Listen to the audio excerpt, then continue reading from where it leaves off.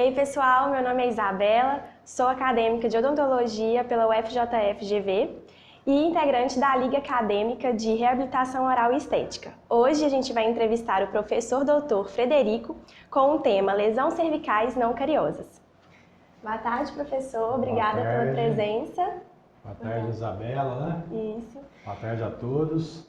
É um prazer estar aqui. Eu venho lá de Alfenas, Universidade Federal de Alfenas, trabalho como professor da disciplina de Clínica Integrada 3 e Clínica Integrada 2.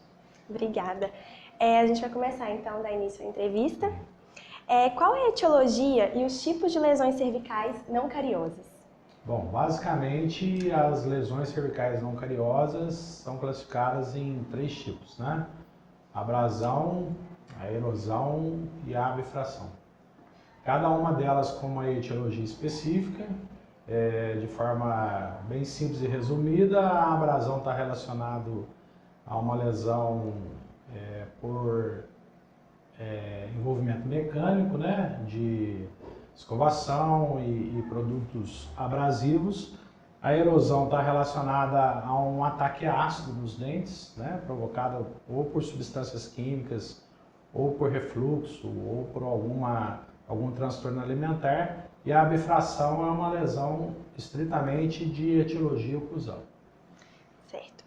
Qual o tratamento preconizado para essas lesões? Bom, na maior parte dos casos, o paciente relata que ao procurar o dentista, a principal queixa do paciente está relacionada à dor, né? Pela exposição de dentina e cemento. Então, o tratamento imediato seria o selamento dessa dentina ou desse cemento através de procedimentos restauradores, né? Normalmente, o mais preconizado é você utilizar um cimento de ionômero de vidro ou até a restauração do tipo sanduíche, em que você usa cimento de ionômero de vidro e resina composta. Obviamente que o tratamento é para a consequência do problema, né? Porque você tem que atuar diretamente na causa para você ter um tratamento efetivo. E essas lesões, elas estão sempre associadas à hipersensibilidade dentinária? Bom, é uma questão que o que a gente observa é que a hipersensibilidade dentinária, ela é relatada pela maioria dos pacientes, né? Mas não por todos os pacientes, né? Tem muitos pacientes que têm, por exemplo, lesões principalmente de abrasão, que não relatam tanta sensibilidade e está relacionado, obviamente, à capacidade de sentir dor, a capacidade adaptativa de cada indivíduo. Qual o tratamento preconizado quando a hipersensibilidade dentinária é relatada? Bom, o que você pode fazer como um tratamento, na minha opinião, paliativo, é você utilizar dessensibilizantes, né, à base de oxalato de potássio, nitrato de potássio, ou até mesmo você aplicar um adesivo autocondicionante, né, e fazer uma fotoativação com o objetivo de você obliterar os túbulos dentinários. Mas o tratamento mais eficaz seria o procedimento restaurador e a remoção da causa. E como a gente pode evitar o aparecimento e a progressão dessas lesões? Bom, no caso das lesões de abrasão, o tratamento seria direcionado à orientação do paciente, né? Você orientar o paciente para a utilização de uma escova mais macia, uma pasta de dente com um RDA mais baixo, você instruir esse paciente para uma técnica de escovação mais adequada, você consegue minimizar os problemas. No caso da erosão, você orientar também o paciente para a não ingestão de substâncias ácidas, né? A gente tem hábito de consumo de refrigerante, principalmente Coca-Cola, muito frequente, de manhã ao acordar, durante o dia. Tem gente que tem o hábito de chupar limão, tomar suco de limão sem água, por exemplo, espreme limão e toma só o suco do limão. E tem gente que tem problema de erosão relativo a transtornos gastroalimentares.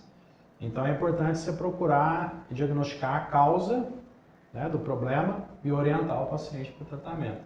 E no caso das abifrações, que na minha opinião talvez sejam as lesões cervicais não cariosas mais evidentes atualmente, no caso das bifrações é importante você analisar a oclusão do seu paciente, né?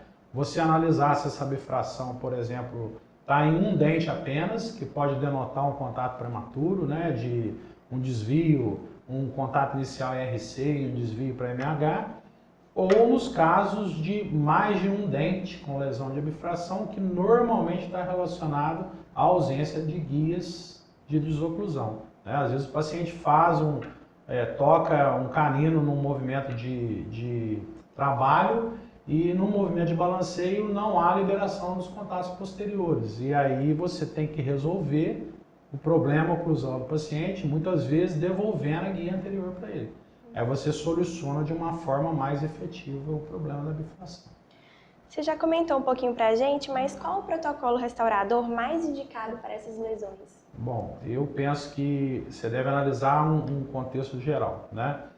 No caso de pacientes jovens, que a gente tem observado muito, pacientes com problemas oclusais, pacientes com relato de dor muscular, e a maior parte desses pacientes você observa um desgaste dental, um bruxismo, e esse paciente, através desse desgaste dental, há um apontamento das cúspides, né, da cúspide do canino. E aí começa a se desenvolver lesões de bifração nos pré-molares, principalmente. O tratamento, num caso como esse, principalmente pacientes jovens, que às vezes procura o dentista porque quer fazer um clareamento dental, quer ter um dente mais claro, e aí você já observa essas lesões antes do clareamento. Essas lesões, se você não vedá-las antes do clareamento, o paciente vai sentir muita dor. Então, normalmente o protocolo que a gente segue é, inicialmente, vedar essas lesões com cimento de ionômero de vidro, né? Fotopolimerizável, por exemplo, um ionômero modificado por resina, faz o clareamento dental. Após o clareamento dental, faz um novo preparo sobre essas restaurações de ionômero de vidro e aplica uma resina composta, preferencialmente de nanopartícula ou de micropartícula, na cor do dente, obviamente, e você consegue, na região cervical, um polimento, uma lisura muito melhor, e o que viabiliza o controle de biofilme, e você resolve as restaurações dessas lesões e, conjuntamente, você deve remodelar a guia anterior que o paciente perdeu.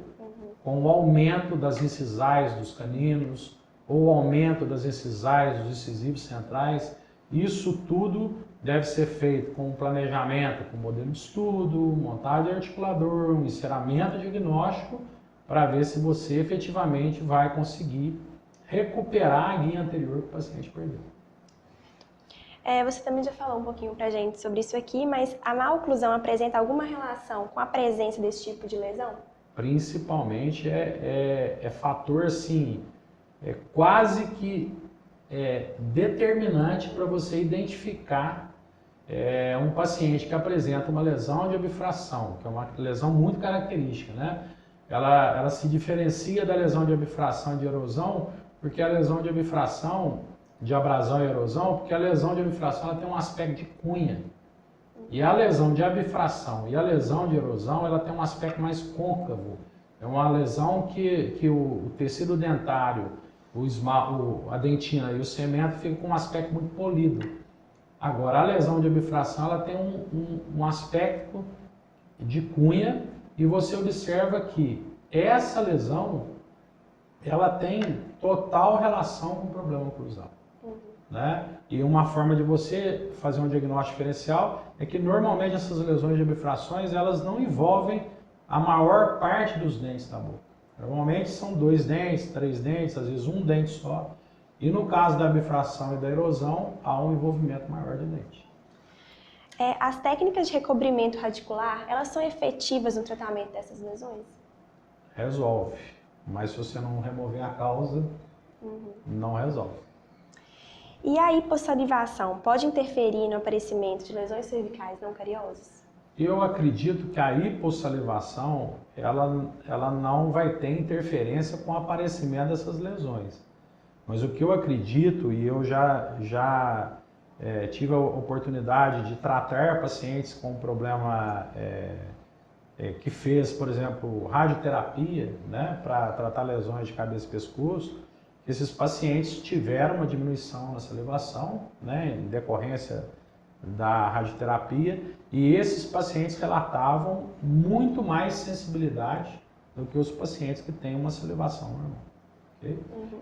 Para finalizar, então, a presença de lesões cervicais não cariosas contraindica a realização de procedimentos clareadores? Não, é o que eu comentei anteriormente, né?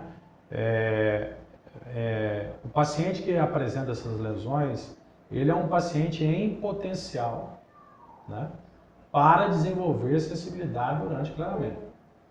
Mesmo que você faça um clareamento caseiro com um gel de peróxido de carbamida 10%, que é o gel menos concentrado, esse paciente é um paciente propenso a ter sensibilidade. Então, o que a gente orienta? Se esse paciente apresenta essas lesões, o profissional ele tem que ter capacidade de fazer um diagnóstico correto, né? Tentar tratar a causa ou identificar a causa, passar isso para o paciente, tratar o efeito que são essas lesões de uma forma temporária para que esse paciente possa fazer o clareamento. Ao término do clareamento, sem dor, né, o profissional tem que ser capaz de resolver de uma forma permanente o problema dessas lesões para que ele possa resolver a questão restauradora e estética e o paciente não continuar tendo sensibilidade em função delas.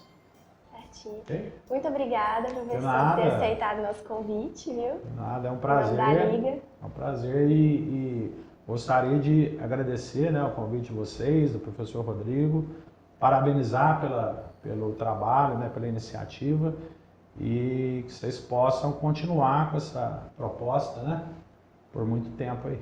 Obrigada. Então é isso, pessoal. Espero que vocês tenham gostado de mais uma entrevista e obrigado por ter participado nos enviando perguntas. Não esquece de ativar o sininho, curtir o vídeo e seguir a gente lá no Instagram.